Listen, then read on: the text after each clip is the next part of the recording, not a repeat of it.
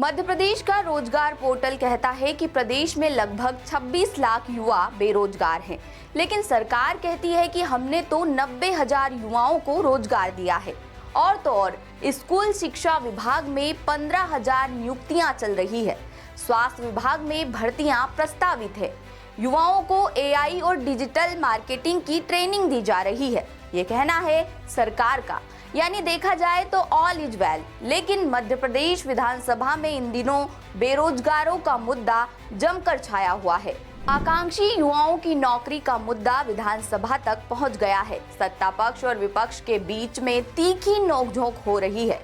शिक्षक भर्ती, उच्च शिक्षा में अतिथि विद्वानों का नियमितीकरण, आउटसोर्स कर्मचारी के लिए पॉलिसी और स्वास्थ्य विभाग में पैरा मेडिकल स्टाफ की भर्ती जैसे मुद्दों पर सवाल किए जा रहे हैं और सरकार एक एक करके सबका जवाब दे रही है। विधानसभा में तकनीकी शिक्षा, कौशल विकास एवं रोजगार राज्य मंत्री गौतम टेटवाल ने बताया कि युवा संगम के जरिए प्रदेश के 90,000 लोगों को रोजगार मिला है। सरकार ने दावा किया कि Sant Shiromani Ravidas global skill park के जरिए युवाओं को रिलायंस इंडस्ट्रीज और टाटा ग्रुप जैसे बड़े उद्योगों की जरूरतों के हिसाब से उन्नत प्रशिक्षण जैसे AI और डिजिटल मार्केटिंग दी जा रही है। हालांकि विपक्ष ने सवाल उठाया कि 22 लाख आकांक्षी बेरोजगारों के मुकाबले ये आंकड़े बहुत कम हैं। दूसरी तरफ सरकार ने नियमित भर्तियों पर भी अपनी बात रखी।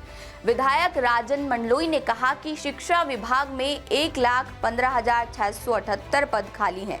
तो मंत्री उदय प्रताप ने जवाब में कहा कि 15,000 शिक्षकों की नियुक्ति फिलहाल चल रही है। इतना ही नहीं, सरकार ने तर्क दिया कि कई भर्तियों के केस कोर्ट में चल रहे हैं, जिनकी वजह से लगभग 8,000 से ज्यादा मामले और वेरिफिकेशन के काम में देरी हो रही है। जबकि स्वास्थ्य विभाग में खाली पड़े पदों को भरने के मामले में सरकार ने कहा कि पिछले एक साल में 4,000 लोगों की भर्ती की गई है।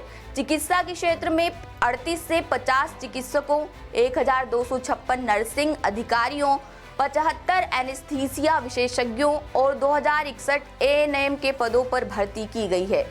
विशेषज्ञ डॉक्टरों और अन्य खाली पदों को भरने के लिए प्रस्ताव कर्मचारी चयन मंडल यानी ESB और लोक सेवा आयोग यानी PSC को भेजे जा चुके हैं। उधर नेता प्रतिपक्ष उमंग सिंघार ने आउटसोर्सिंग प्रथा का कड़ा विरोध करते हुए आरोप लगाया कि ठेकेदार सफाई कर्मचारियों जैसे गरीबों से 50-50 हजार रुपए लेकर उन्हें कम सैलरी पर रख रहे हैं।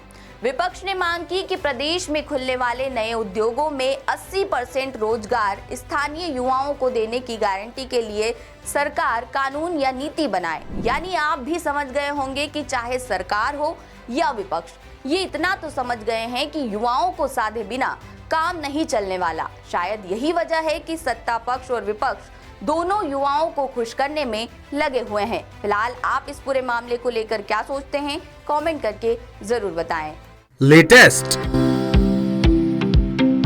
इन्वेस्टिगेटिव और इन डेप्थ खबरें देखने के लिए ज्वाइन कीजिए द सूत्र का व्हाट्सएप चैनल, सब्सक्राइब कीजिए YouTube चैनल, लाइक कीजिए फेसबुक पेज और पढ़ते रहिए www.daसूत्र.com।